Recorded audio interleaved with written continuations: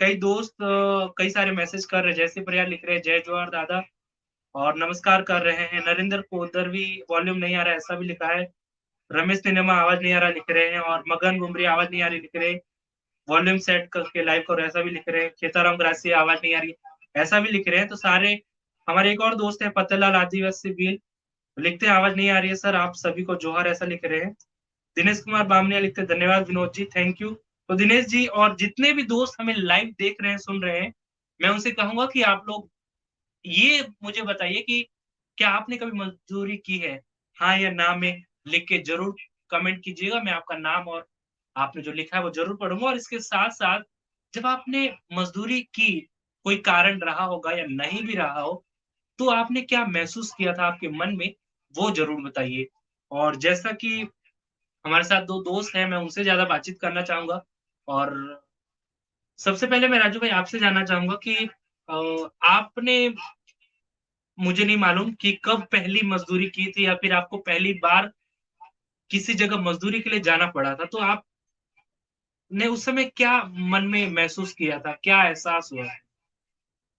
मैंने सबसे पहली मज़दूरी 2008 में मैंने 8वीं पास करी थी। तो पास करने के बाद 9th क्लास में मैंने कोटरा सीनियर स्कूल में एडमिशन करा था। जी, तो उस समय हमारे ही गाँव के बच्चे बड़े वो लापरवाही कर रहे थे और कहीं न कहीं उस लापरवाही में मैं फँस गया और मुझे प्रिंसिपल ने बहुत मारा। मारने के बाद 3 साल का मेरे जो मार्कशीट अपने कहते हैं उसपे प्रतिबंध लगा दिया था और मुझे एडमिशन कहीं नहीं मिला। उस समय फिर घरवाले भी मुझे कह रहे थे कि अब घर मत आना है। पढ़ाई छूटने के बाद मैं घर पे अधिकतर मैंने अंकल जी के साथ में ये पोल बिजली विभाग में काम करा। बिजली विभाग में काम करते-करते फिर मुझे अच्छा नहीं लगा कि यार रेगुलर यहाँ ही जो पढ़ाने वाले टीचर है अभी वो भी देखते हैं, बच्चे हैं वो पढ़ने वाला मेरे साथी भी देख रहे थे। तो मैं गुजरात चला गया था। भावनगर में मैंने पहले भी बताया कि भावनगर में करी मैंने, बॉम्बे में बोरीवली में करी, कोल्हापुर करी। तो मैं कई गुजरात में बहुत भटकता-भटकता अब सही मार्ग पे आया हूँ और मेरी चाय की दुकान है और पेंसिल की दुकान है। अब जो भी है, मज़दूरी है पर अच्छा है, मतलब खुश उस मज़दूरी में। जी। तो राजू भाई ने क्या बोला वो तो आपने सुना ही, लेकिन आपने जब पहली बार मज़दूरी की या आपको करने की आवश्यकता पड़ी, तब आपने क्या महसूस किया?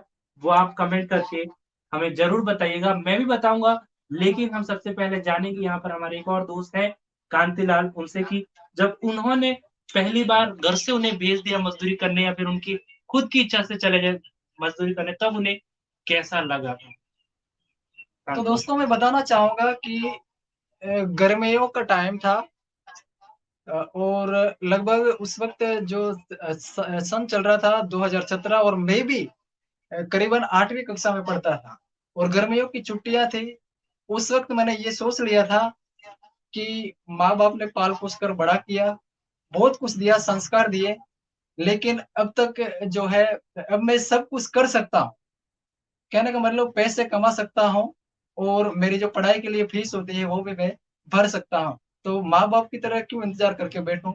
ये सोचकर मैं गर्मियों में बहुत भयंकर गर्मियाँ थी उस वक़्त और उस वक़्त मैं पहली बार गुजरात में गया और क्या बताऊँ दोस्तों पहली बार जब काम शुरू किया था, उस वक़्त मुझे ये भी पता नहीं था कि गुजराती भाषा कैसी होती है और जो काम करने के जो होते हैं तंगारे-वंगारे जो हथौड़ा जो सारे हथियार होते हैं करने वगैरह, उनको गुजराती भाषा में क्या बोलते हैं, वो भी मालूम नहीं था। उस वक़्त मैं सित्रा सनी में गया, पालनपुर के आस-पास जो है फिलहाल, तो वहाँ से मैंने मज़दूरी की शुरुआत करी। तो जब मज़दूरी करता था, मैं बहुत थक जाता था। हालाँकि फिर भी मैं मेरी जो इच्छा शक्ति है वो कम नहीं।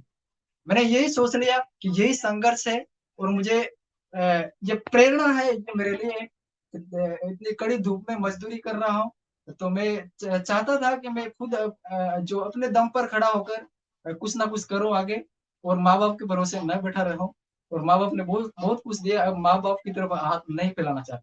ये सोचकर मैं जब मज़दूरी करता था, करीबन 10 दिन वहाँ पर काम किया पर मुझे ऐसा लगा मैंने महीना भर काम किया।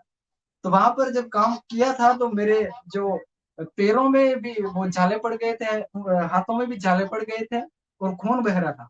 तो फिर भी मैंने 10 दिन काम किया और वहाँ से मैं लगातार फिर काम करना सीख गया। तो मारवाड़ भी गया, गुजरात भी गया, इसी तरह अनेक क्षेत्र में मैं मजदूरी करता हूँ और फिलहाल कुछ दिनों पहले भी मैं गुजरात में मजदूरी करके आया हूँ। 5 दिन लगातार मैंने मजदूरी करी और अभी जी। भी करता हूँ।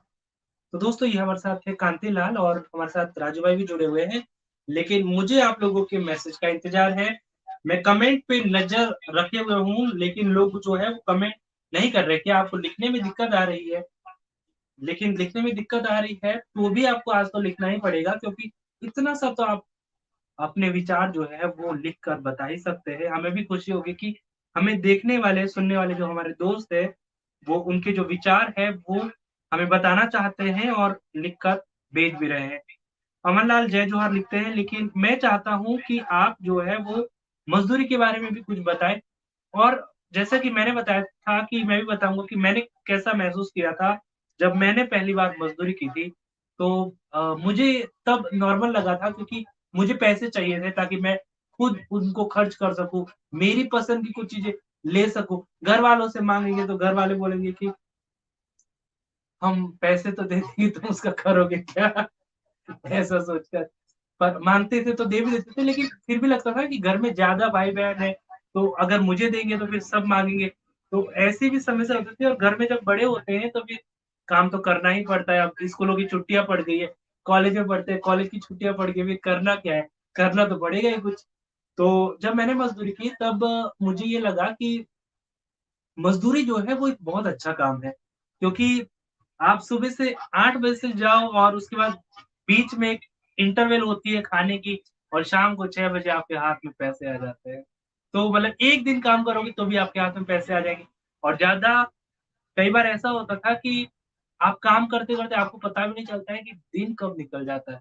और कुछ काम क्या है, कई जगह पर फिक्स होता है, आपको ऑफ़िस में पूरा काम दिया है कि वो करना है, मतलब कर देना है, और आपकी महीने के बाद आएगी सैलरी, तो महीने तक इंतज़ार करना।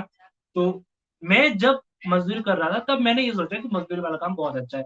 लेकिन फ़िलहाल मैं मज़दूरी के बारे में ज़्यादा नहीं सोच पा रहा हूँ, क्योंकि मेरी जो दुनिया है वो ही बदल गई।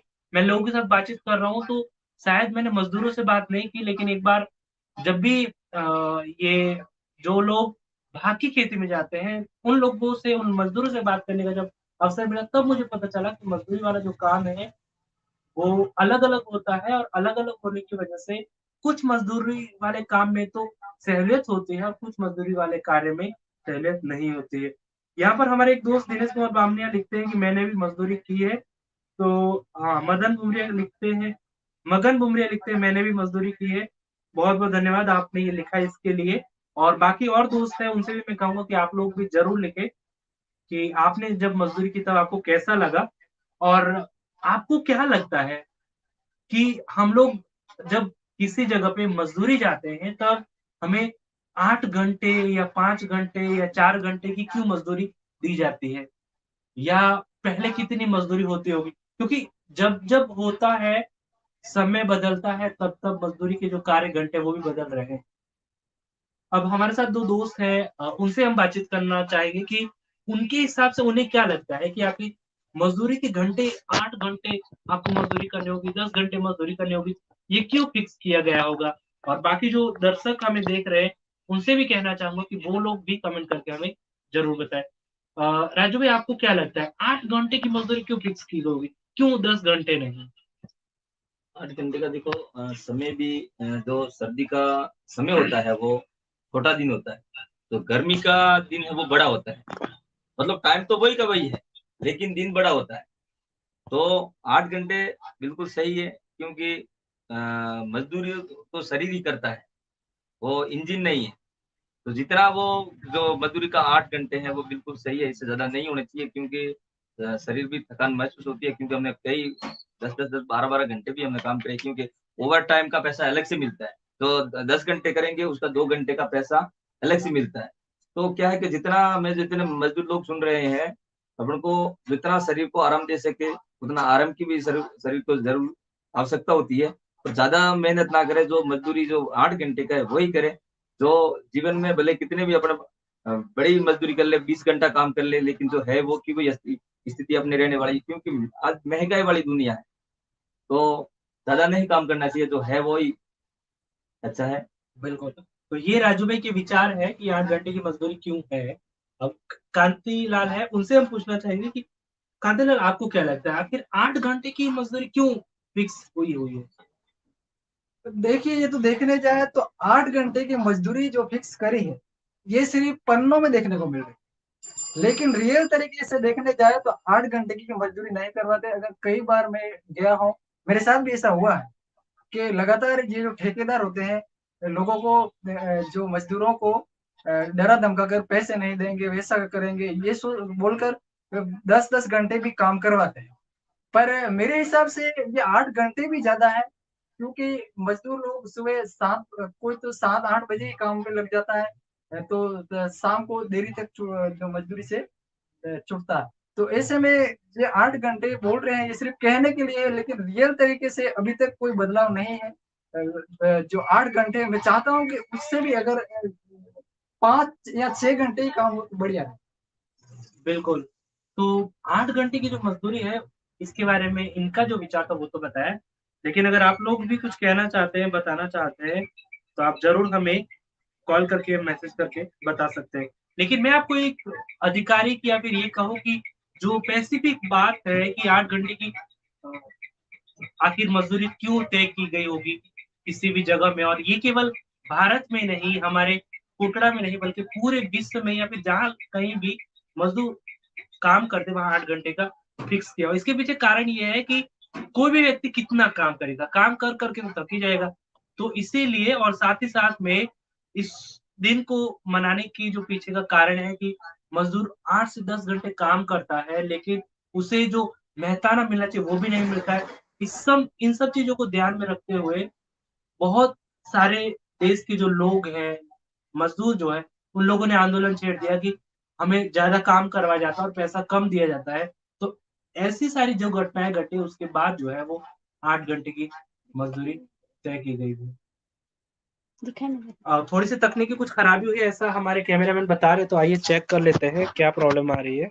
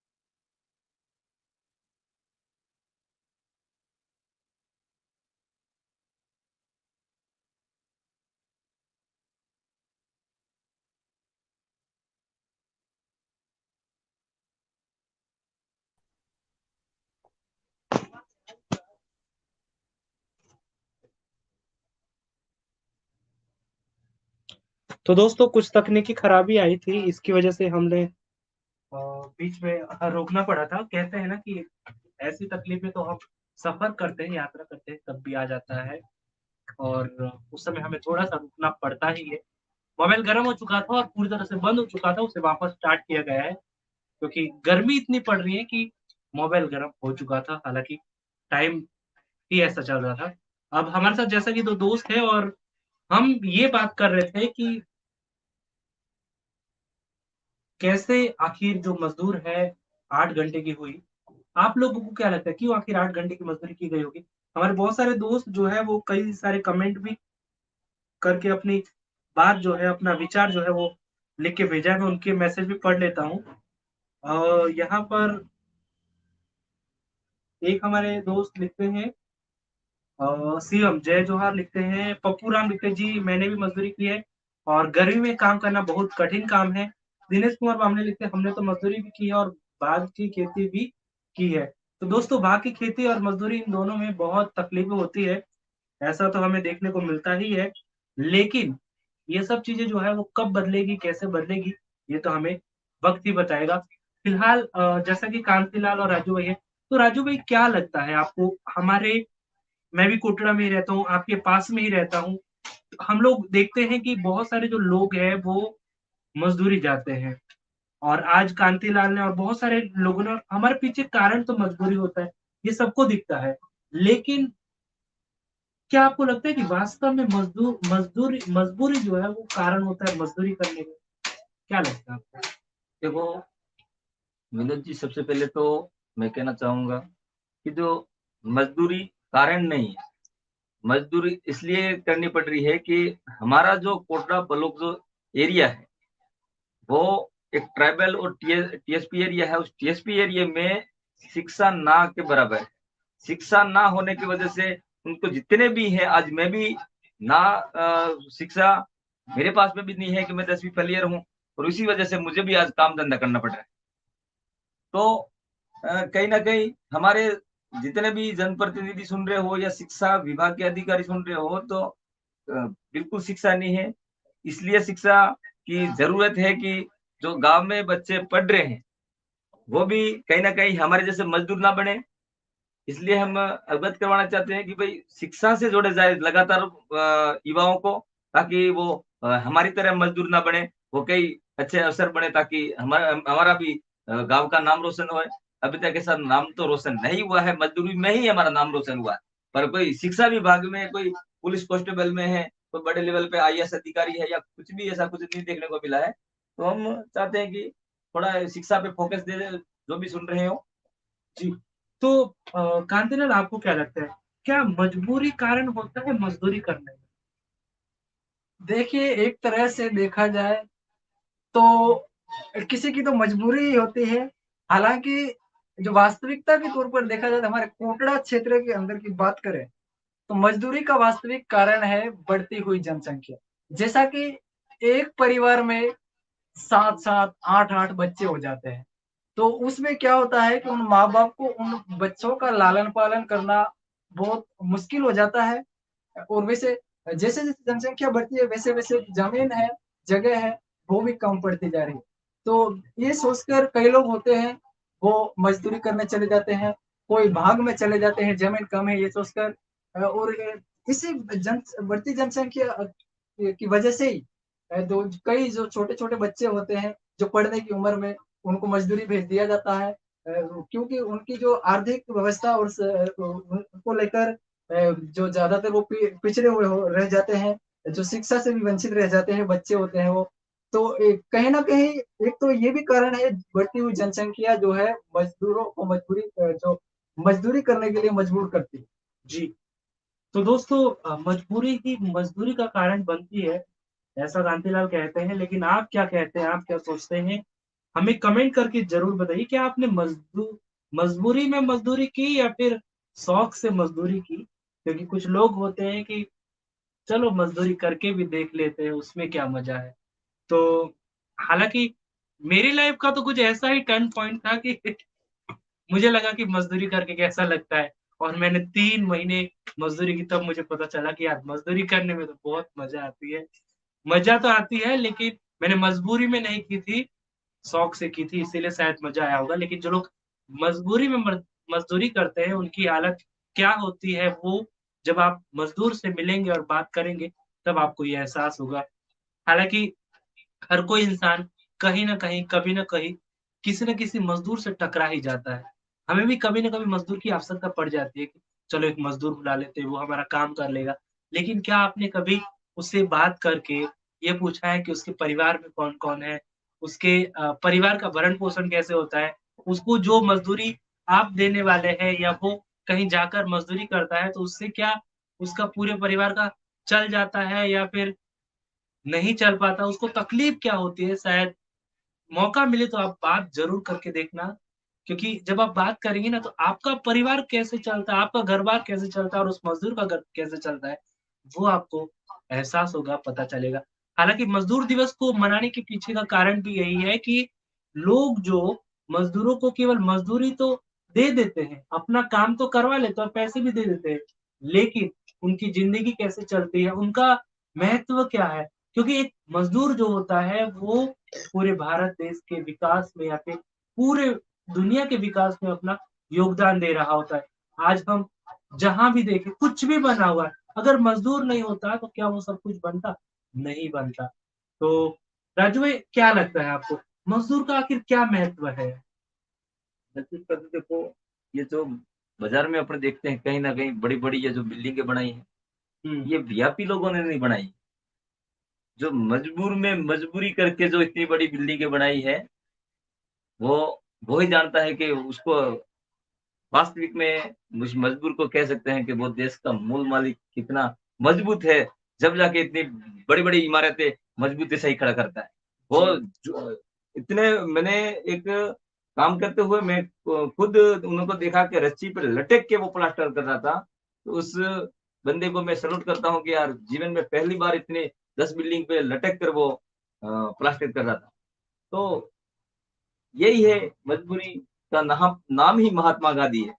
अपन कहते हैं कहीं-कहीं सुनते हैं क्या मजबूरी का नाम ही महात्मा गांधी है। वो राष्ट्रपिता को याद करते हैं, उस नोट को याद करते हैं। वो तो है। तो कार्तिक जी, आपको क्या लगता है? मतलब कि एक मज़दूर का क्या महत्व है? देखिए, मज़दूर का महत्व तो अगर देखा जाए तो बिल्कुल है। जैसा कि जो कई लोग होते हैं, बहुत ही धनवान होते हैं, उनके पास बहुत सारे पैसे होते हैं, गाड़ी होती है, बंगले होते हैं, लेकिन जो जिस बंगलों में जो वो धनवान और पैसों वाले लोग रहते हैं, उन बंगलों को बनाने का महत्व मज़दूरों का ही होता है। क्योंकि भले ही वो उन लोगों के पास पैसे ज़्यादा हो, लेकिन उनको ये पता नहीं घर कैसे बनाया जाता है, किस तरीके से उनकी नींव खोदी जाएगी और किस तरह से इस बिल्डिंग को सेट किया जाए, वो भी पता नहीं होता है उन पैसों वाले लोगों को। इसलिए इसमें एक तरह से देखा जाए तो मज़दूर और कारीगरों का बहुत ही अत्यधिक महत्व होता है। जी, बिल्कुल दोस्तों, मज़दूरों का जो महत्व है वो कहीं न कहीं आप सब लोग भी देख रहे होंगे। लेकिन क्या हमने कभी एक मज़दूर को बुलाकर चाय पिलाने की कोशिश की, उसको पानी पूछते हैं? नहीं। हाँ, भूल से पूछ लिए तो शायद कभी ऐसी घटना हो जाती है, लेकिन कोशिश ज़रूर करना कि जो मज़दूर आपके वहाँ पर काम के लिए आ रहा है, क्या उसके बच्चे स्कूल जा पा रहे हैं? क्या उसकी जो पत्नी है, वो घर पे जो खाना उसको बनाना है शाम को या सुबह या दोपहर को, उसकी जो भी सामग्री होती है, क्या पूरी मिल पाती है? क्योंकि बहुत सारे ऐसे मज़दूरों के जो परिवार होते हैं, उनमें बच्चे जो है वो कुपोषित भी होते हैं। ऐसी घटनाएँ भी खाना न मिलने की वजह से भी घटती है, होती है। क्योंकि आज समय बदल रहा है और समय के साथ जो है वो ज़मीन कम हो रही है, लोग बढ़ रहे हैं और जब ज़मीन लोगों के पास नहीं रहती तो लोगों को मज़दूरी जाना पड़ता है। ये हमने आज कुछ मज़दूरों से बातचीत की थी, उस दौरान पता चला। राजू भाई क्या लगता है, इस देश से या इस संसार से क्या मज़दूर कभी खत्म होगा? नहीं, नहीं, क्योंकि देखो आज तक कांतिला भाई ने पहले सबसे पहले बताया था कि जनसंख्या बढ़ रही है। हाँ, निरंतर जनसंख्या वास्तविक में हमारे जो जो ट्राइबल एरिया में वास्तविकता जो कांति दादा ने सही कहा था कि 10-10, 12-12 बच्चे हैं। तो मजदूरी तो देखो ये है कि है, वही समस्या रहने वाली है, लेकिन वो जमीन है वो रबड़ नहीं है तो खींच के सारे लंबी करेंगे। तो जमीन है वो की वही रहने वाली है। तो मैं आपके कोटड़ा टाइम्स के माध्यम से भी कहना चाहूंगा कि भाई अब 2 बच्चे ही अपने लिए सबसे बेस्ट रहेंगे, ताकि मेरे भी 3 बच्चे हैं, मैंने इससे पहले ऑपरेशन करवा दिया 2017 में। मैं संतुष्ट हूँ कि भले यहाँ कह रहे हैं कि 2 बांध बन रहे हैं तो विस्थापित होने का भी तो समय है, तो लेकिन 2 बच्चों को 3 बच्चों को कम से कम पालन पोषण तो कर सकूंगा। तो थोड़ा अपना जो बच्चों का है वो थोड़ा कम करें, ताकि ये जो बेरोजगारी है जो ज्यादा नहीं बढ़े, थोड़ी कम हो आई। तो आपको क्या लगता है मजदूरी खत्म होनी चाहिए कि नहीं होनी चाहिए? मजदूरी खत्म होनी चाहिए। लगातार हो रहा है, जमीनें कम पड़ रही है तो मजदूरी खत्म कैसे होगी? खत्म उस दिन होगी मजदूरी के परिवार में कम बच्चे होंगे, उसको सही तरीके से पढ़ाएंगे, आने वाली पीढ़ी कहीं ना कहीं अपनी नौकरी लगे, जब जाके मजदूरी कम होगी। नहीं जो 10-10 15-15 बच्चे और उल्टे पैदा करेंगे तो कहाँ से संचय जाएगा? संचय आएगा नहीं, वो पहले वाला का पहले वाला रहेगा वो। जी, तो ये राजू भाई का विचार है। आप लोग क्या सोचते हैं, क्या मजदूरी खत्म होनी चाहिए या नहीं होनी चाहिए? कभी मजदूरी खत्म होगी? कमेंट करके ज़रूर बताइएगा, मैं लाइव में भी पढ़ूँगा क्योंकि अभी हमारे पास पूरे 20 मिनट है और आपकी कमेंट मैं पढ़ना चाहता हूँ और आप लिखेंगे ज़रूर। हमारे साथ कांति है। कांति, आपको क्या लगता है, क्या मज़दूरी खत्म होगी या होनी चाहिए या नहीं होनी चाहिए? देखिए, मजदूरी जो है खत्म तो नहीं होनी चाहिए। क्यों? क्योंकि अगर मजदूरी खत्म हो जाएगी तो जो अनपढ़ लोग हैं वो क्या करेंगे? क्योंकि उनके लिए जो है रोजगार कहाँ से होगा? अगर वो मजदूरी करेंगे तभी तो रोजगार मिलेगा। बाकी जो है मजदूरी खत्म हो जाएगी तो सिर्फ पढ़े लिखे जो है, जो सरकारी नौकरी लगे हुए उन्हीं को जो मिलना चाहिए वो रोजगार जो है मिलेगा। बाकी अनपढ़ तो बेरोजगार हो जाएंगे। लेकिन मैं यही चाहता हूँ कि अगर मजदूरी है ये कम जरूर होनी चाहिए। क्योंकि जी, तो ये कांतिलाल का विचार है। जैसा कि मैंने पहले कहा कि आपके विचार ज़रूर बताइए क्योंकि चर्चा करने में मुझे बड़ी मज़ा आ रही है और मुझे लगता है कि 6:30 बजे तक नहीं, लेकिन ये चर्चा जो है वो ऐसे ही चलती रह सकती है अगर आप चर्चा कर जैसे कहते हैं ना कि जब भी 3 दोस्त मिलते हैं, बातचीत करते हैं तो पता ही नहीं चलता, घंटे निकल जाते हैं और बातें चलती रहती है, चलती रहती है। लेकिन हमारे कैमरामैन भी कैमरे को पकड़े हुए तो शायद वो भी थक जाएँगे, लेकिन ज़्यादा नहीं, बस अब 15 मिनट और आप लोग भी दोस्तों 15 मिनट हमारे साथ रहिएगा और आपके जो विचार है वो हमें कमेंट करके ज़रूर बताइएगा, मैं आपके कमेंट को ज़रूर पढ़ूँगा। तो अगला सवाल मेरा ये है कि आप लोगों ने जैसा बोला कि मज़दूरी राजू भाई खत्म होगी, होनी चाहिए ऐसा भी बोल रहे हैं और कांति भाई बोल रहे हैं कि मज़दूरी नहीं खत्म होनी चाहिए ताकि लोग कहाँ जाएँगे, ये इनका कहना है। लेकिन ये जो मज़दूरी है वो किस-किस तरह की होती है या फिर ये कहो कि आपके अनुसार किसको आप मज़दूर कहेंगी?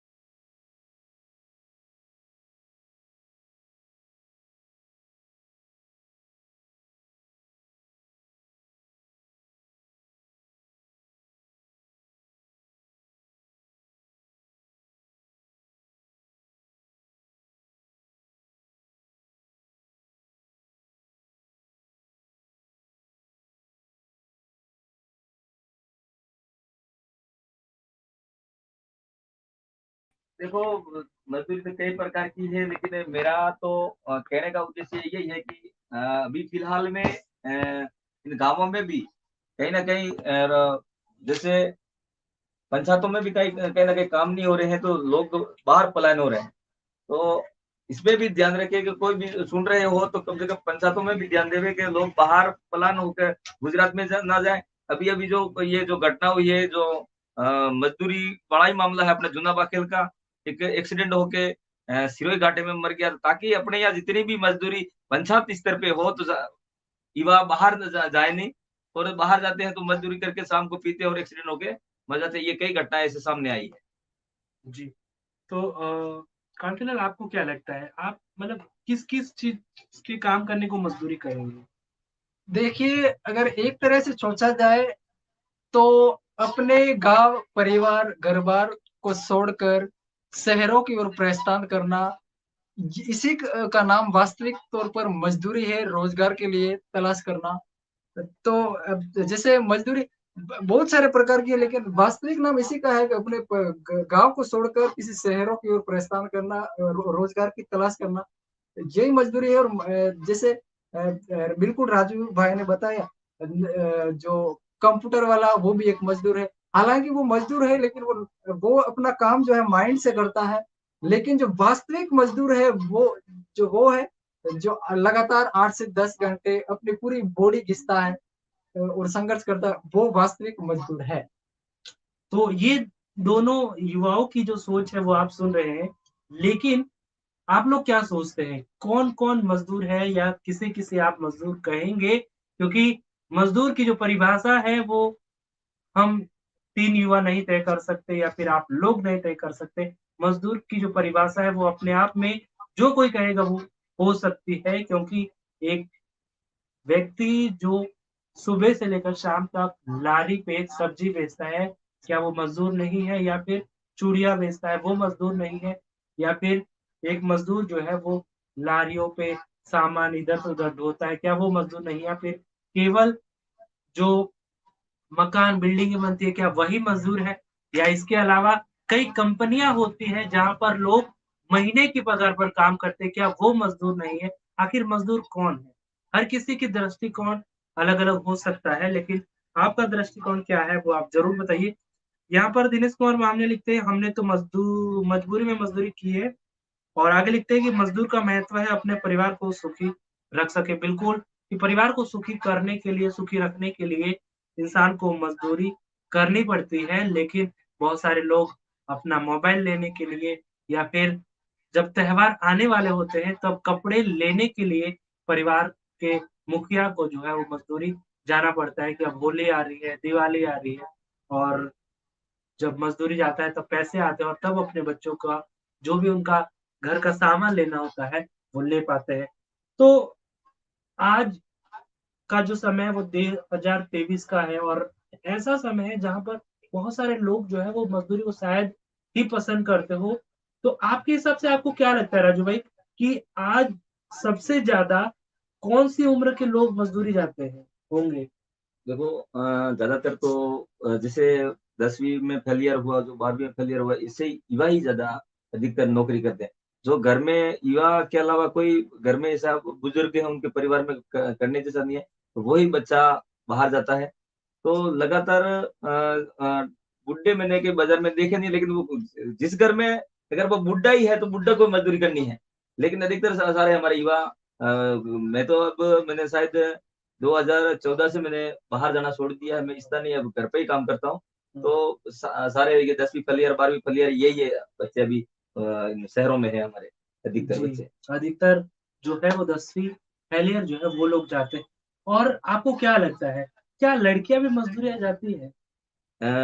लड़कियाँ मैंने देखी है कपास में जाती हैं, लेकिन मैं इस कोडा टाइम्स के माध्यम से ये कहना चाहूँगा कि अपनी बच्चियों को गुजरात ये जो पलेट जो कपास बीटी कपास के मामले में बच्चियों को छोटी-छोटी बच्चियों को भेज देते हैं, तो उसके लिए मैं सख्त नाराज़ हूँ कि कोई भी बच्चा अगर ऐसा कोई पाया गया आने वाले समय में ये जो बीटी कपास का समय आएगा उस समय, तो हम सख्त ही कार्रवाई करवाएँगे, उनको जेल भेजने का भी काम हमारा हमारा ही रहेगा।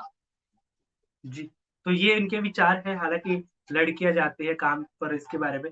तो कांति भाई जैसा कि हमने आपको आज बताया था कि आज विश्व मज़दूर दिवस है और आप लोगों से बातचीत कीजिए और आपने 2 लड़कियों से बातचीत की जिसमें एक का नाम मंजू था, एक का नाम निका था। तो आपको उनके साथ बातचीत करके क्या महसूस हुआ? आखिर लड़कियों को मज़दूरी क्यों जाना पड़ रहा है? देखिए, उनसे बातचीत करने के बाद पता चला कि जो उन्होंने बताया और मुझे ये भी महसूस हुआ कि वही बढ़ती हुई जनसंख्या जो सबसे बड़ा कारण है, क्योंकि उसी के बड़े परिवार की वजह से ही तो उनको मज़दूरी जाना पड़ रहा है और बाहर जाकर जो अपने स्वयं के खर्चे के लिए, अपने कपड़े खरीदने के लिए उनको मज़दूरी जाना पड़ रहा है। ऐसा उन्होंने बताया था और ये मैंने पूछा भी था उनसे कि अपने घर में माँ-बाप है, भाई हैं, वो भी मज़दूरी कर सकते हैं, आप क्यों जा रहे हैं? तो उन्होंने बिल्कुल ये बताया था हमारी मजबूरी है, नहीं जाएँगे तो पहनेंगे क्या? कपड़े लेने के लिए पैसों का बंदोबस्त कहाँ से करेंगे? चप्पल लेने के लिए पैसों का बंदोबस्त कहाँ से करेंगे? ऐसा ही उन्होंने बताया। तो ये कांतिलाल का विचार है, हालाँकि जिन लड़कियों से उन्होंने आज बातचीत की थी, जो कि मज़दूरी जाते हैं गुजरात डीसा साइड और कई तरह के उनके साथ चैलेंज भी आते हैं।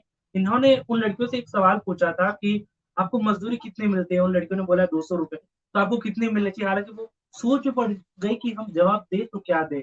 तो एक जो बड़ी लड़की थी, उसने बहन थी, उसने बोल दिया कि ₹300 मिलने चाहिए। हालाँकि देखिए कि अब ₹300 भी मज़दूरी जो है वो मिलनी चाहिए, वो काम तो कुछ नहीं। ₹300 से क्या होता है? ये एक सोचने वाली बात है क्योंकि एक मज़दूर जो है वो ₹300 अगर दिन के पूरे दिन मज़दूरी करके कमा रहा है, तो क्या उससे उसका कुछ होगा या नहीं होगा? ये आप ज़रूर कमेंट करके बताइए। हमारे एक दोस्त फ़तेहलाल लिखते हैं कि मजबूरी में सब कुछ करना पड़ता है, पेट और घर के लिए मज़दूरी करनी पड़ती है और मज़दूरी करके उन पैसों को सही तरह से उपयोग करके हमें पढ़ाई भी करते हैं। ऐसा लिखते हैं फ़तेहलाल जी। बहुत-बहुत धन्यवाद आपने ये लिखा इसके लिए और आपको भी हम कभी लाइव इस कार्यक्रम में जोड़ेंगे ताकि आप अपने विचार जो है वो बहुत अच्छे से हमें बता सकते हैं। फिलहाल जैसा कि हम मज़दूरों के बारे में बातचीत कर रहे थे, तो राजू भाई आपको क्या लगता है? बहुत सारे लोग तो हालाँकि दिन की मज़दूरी में जाते हैं, दिहाड़ी मज़दूरी जिसको बोलते हैं कि आप सुबह गए, शाम को आए, शाम को पैसा भी मिल गया। लेकिन जो ये लोग भाग की खेती में जाते हैं, जहाँ पर उनके साथ क्या होता है, आपके अनुसार आपको क्या लगता है? उनका उनका जीवन कैसा रहता है, गुज़रता है? बाग में जाने वाले लोगों का? देखो, मेरा परिवार में से आज तक कोई भाग की खेती में गया नहीं है, तो मैं उसका आपको सही तरह से विस्तार रूप से बता नहीं पाऊँगा। लेकिन कई कहते हैं कि बहुत ही खतरनाक कष्ट करवाते हैं और कई-कई सवाल भी उठाते हैं कि कहते हैं कि यार हमारा ये सेठ जी का जो मकान है, मकान से जो उनके परिवार रहता है, उस मकान से कम से कम 1-1 किलोमीटर दूर भेज देते हैं। तो उनके साथ में परिवार के साथ में जवान लड़कियाँ भी अपनी बहनें होती हैं, तो उनके साथ में भी बुरी नज़रों से देखा जाता है, यूँ कहते हैं। तो मैंने हमारे परिवार से ज्ञान नहीं है, तो आज तक मैं उनको आपको के तो कोटला टाइम्स के माध्यम से फालतू का झूठ नहीं बोलूँगा क्योंकि मुझे उस चीज़ से अभी तक कोई इतनी जानकारी है भी नहीं।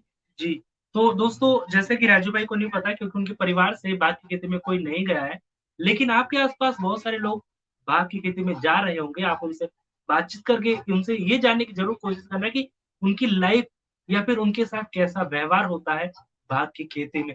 और मैं ये चाहूँगा कि अगर आप उनसे नहीं भी बात कर पाए, आपको लग रहा हो कि हम बात करेंगे तो हमारे साथ कुछ और सवाल-जवाब पूछे जाएँगे, हमें बोलेंगे कि आपको क्या ज़रूरत है? हम क्यों बताएँ ऐसा होता है, वैसा हालाँकि आपके साथ ऐसा कुछ नहीं होगा, आप ज़रूर पूछिएगा। लेकिन कोटड़ा टाइम्स पर भी हम बाघ की खेती के लोगों के साथ बातचीत हुई है, वो भी आप देख पाएँगे, वीडियो सर्च करेंगे बाघ की खेती, कोटड़ा टाइम्स ये लिख के तो आपको ज़रूर देखने को मिल जाएगा। हमारे साथ कांतिलाल है, कांतिलाल आपके हिसाब से बाघ की खेती का जीवन कैसा रहता होगा? देखिए, अगर एक तरह से देखा जाए तो भाँग की जो खेती है, ये जो बहुत ही भयंकर लोगों को इसमें परेशान होना पड़ता है। एक तरह से देखा जाए तो मज़दूरी करना अच्छा है। अगर मज़दूरी करेंगे तो कम से कम 8-10 घंटे काम करके रात को आराम से सो तो पाएँगे। लेकिन भाँग की खेती में अभी राजू भाई ने बताया कि बाहर जो बहुत दूर भेज दिया जाता है सेठ जी के घर से और वहाँ पर सुनसान जगह पर रहना पड़ता है, झोपड़ा बना के और कई मच्छर काटते हैं। उनके साथ जो भाग में जा रहे होते हैं, उनके साथ कई छोटे-छोटे बच्चे भी होते हैं। तो क्या वो उनको उनको उनको भी बहुत परेशानी होती है। तो मच्छर काटने की वजह से कोई बीमारियाँ भी कई प्रकार की हो जाती है। और जो मज़दूरी करने वाला बंदा है, वो आराम से दिन में काम करके और रात को चैन की नींद सो सकता है। लेकिन जो भाग में जो बंदा जाता है, उसको रात को भी सोने नहीं दिया जाता है, क्योंकि भाग में मोटर चलने की जो लाइट होती है, उसका कुछ अल्टीमेट होता है। तो उसी के अनुसार उठकर रात को 12 बजे तो 12 बजे, 1 बजे तो 1 बजे उसको खेत में जाकर जो खेत को पिलाना पड़ता है। तो इस तरह से और इसी प्रकार कई प्रकार के जो होते हैं उस पर अत्याचार होते हैं। जैसा कि बहुत सारे गुजरात में अगर देखा जाए तो बहुत सारी भैंस होती है। ज़्यादातर संख्या में भैंस होती है और उन भैंसों के लिए घास काटवाने के लिए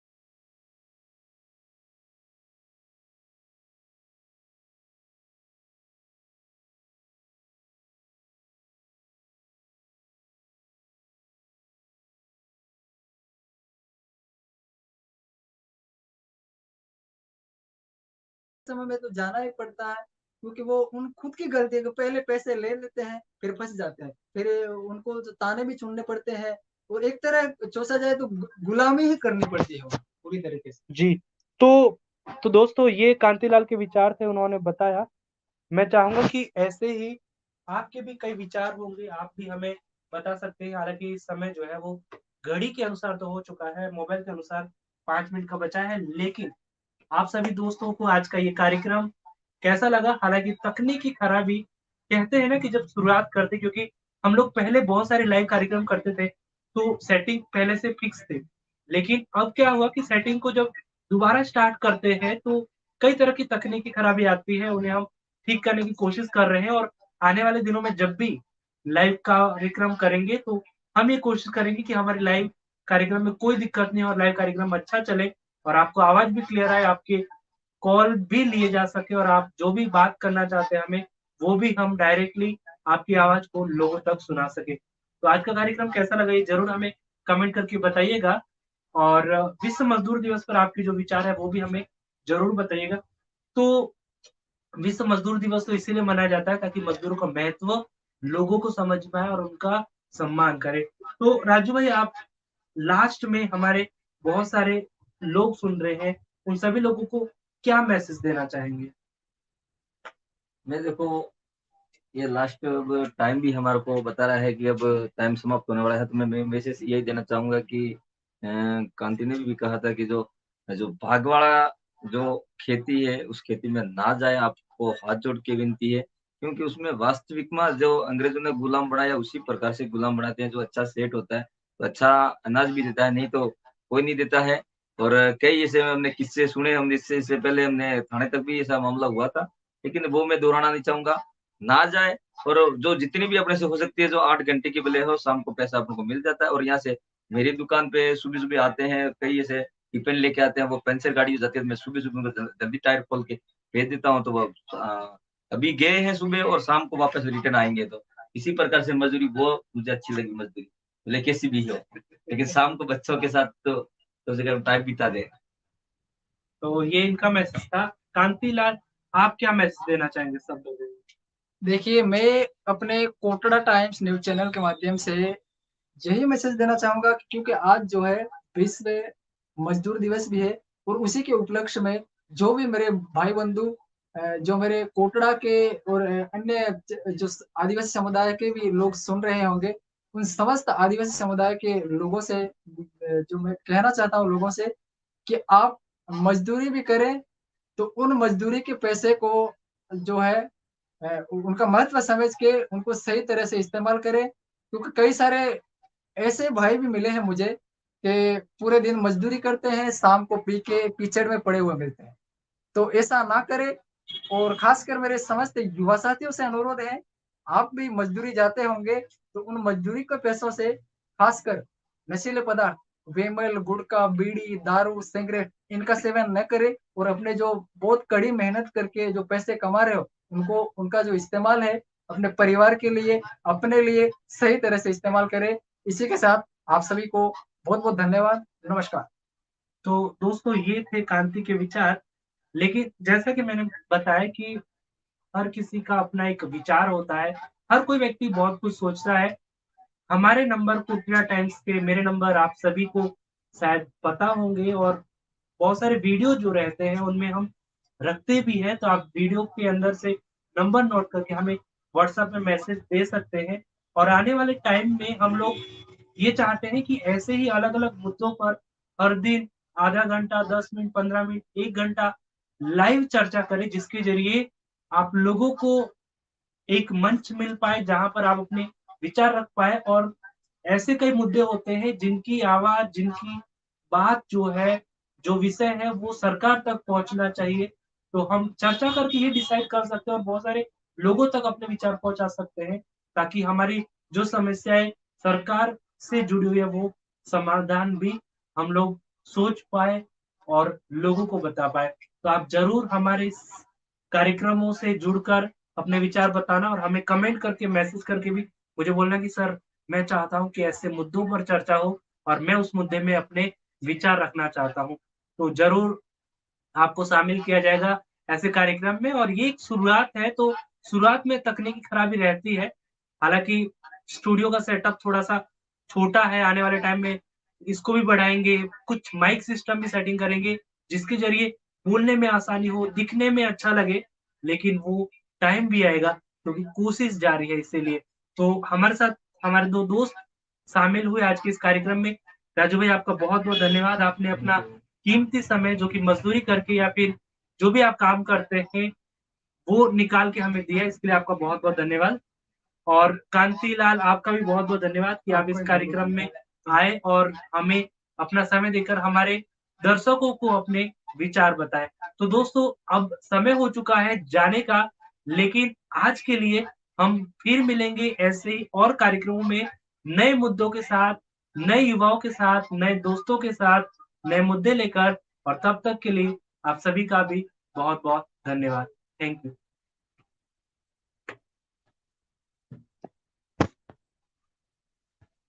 कटा।